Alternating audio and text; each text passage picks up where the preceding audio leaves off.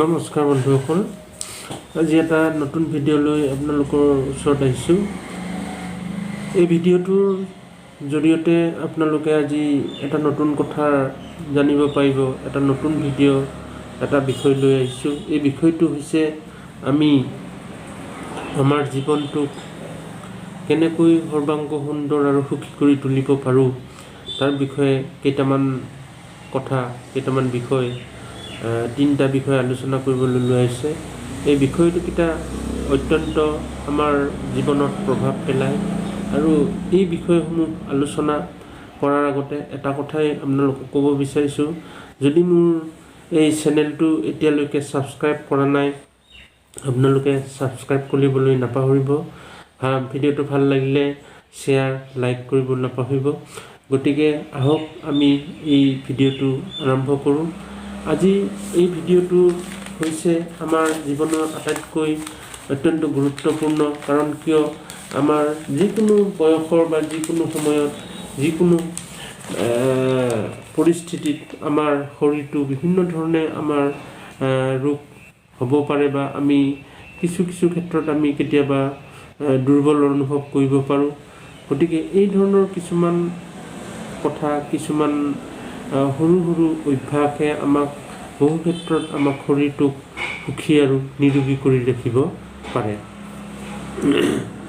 আহক আমি এই সুখী কেনেকৈ কৰি ৰাখিব পাৰোঁ বা দৰৱ পাতি ব্যৱহাৰ নকৰাকৈও আমাৰ শৰীৰটোক কেনেকৈ আমি সুস্থ সবল কৰি ৰাখিব পাৰোঁ সেই বিষয়ে আলোচনা কৰোঁ। তাৰে প্ৰথমটো হৈছে আপোনাৰ নিজৰ ওপৰত বিশ্বাস বা আত্মবিশ্বাস।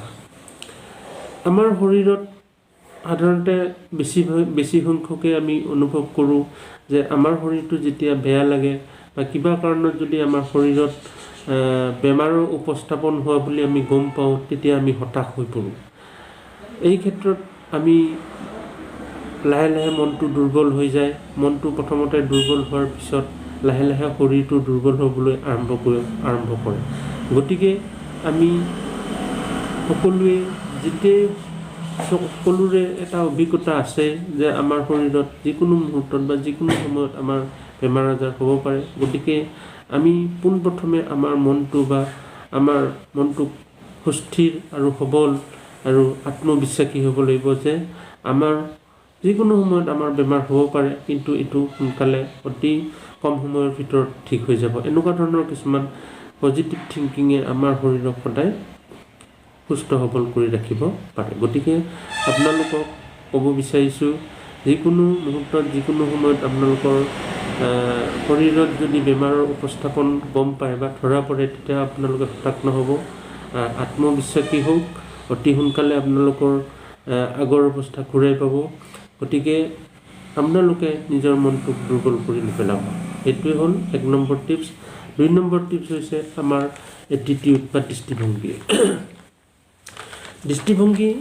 এই ক্ষেত্ৰত এটা কথাই উল্লেখ কৰিব বিচাৰিছোঁ যে আমি যেতিয়া আমাৰ শৰীৰত বেমাৰৰ উপস্থিতি গম পাওঁ বা ধৰা পৰে, তেতিয়া আমি কি কৰোঁ, নিগেটিভ ছাইডটো সদায় আমি চিন্তা কৰিবলৈ আৰম্ভ কৰোঁ যে মোৰ বেমাৰটো হৈছে, বেমাৰ হ'লে মোৰ অমুক হ'ব, শৰীৰটো একেবাৰে দুৰ্বল হৈ ভাত বা আহাৰ গ্ৰহণ কৰিব নোৱাৰে। এনেধৰণৰ কিছুমান ঋণাত্মক কথাই আপোনাক অতিকৈ বেয়াৰ ফালে নিবলৈ শৰীৰটোক বেয়াৰ ফালে যাবলৈ আৰম্ভ কৰে। গতিকে আপোনালোকে অকল বেমাৰটো হ'লে যে আপোনালোকৰ বেয়া ছাইডটো হ'ব তেনেকুৱা নহয়। আপুনি যদি আপোনাৰ বেমাৰ যদি আপোনাৰ শৰীৰত যদি ধৰা পৰিছে, উপস্থাপন আপুনি গম পাইছে, তেতিয়াহ'লে আপুনি এটাই কথা ভাবিব পাৰে যে বেমাৰ যিকোনো মানুহৰ যিকোনো সময়ত হ'ব পাৰে। গতিকে এই বেমাৰ হোৱাৰ কাৰণে মোৰ এটা কথা ভাল হ'ব পাৰে যে আপোনাৰ শৰীৰ যদি অভাৰ ৱেট বা আপোনাৰ শৰীৰত যদি চৰ্বিজাতীয় তেনেকুৱা বৃদ্ধি পাইছে, তেনেকুৱা ধৰণৰ কিছু ক্ষেত্ৰত যদি কম হয়, আপোনাৰ শৰীৰটো আগৰ অৱস্থালৈ ঘূৰি আহিব। যদি আপোনাৰ ৱেট কমি যায় কিছু ক্ষেত্ৰত, তেতিয়াহ'লে আপোনাৰ দেহাটো বা আপোনাৰ শৰীৰটো আপুনি আগৰ দৰে আপোনাৰ শৰীৰটোক আপুনি ভালকৈ চলা ফুৰা কৰিবৰ কাৰণে ব্যৱহাৰ কৰিব পাৰিব। এনেধৰণৰ কিছুমান সৰু সুৰা আমি যদি পজিটিভ ইতিবাচক চিন্তা কৰোঁ, তেতিয়াহ'লে আপোনাৰ মনটোৱে আপোনাৰ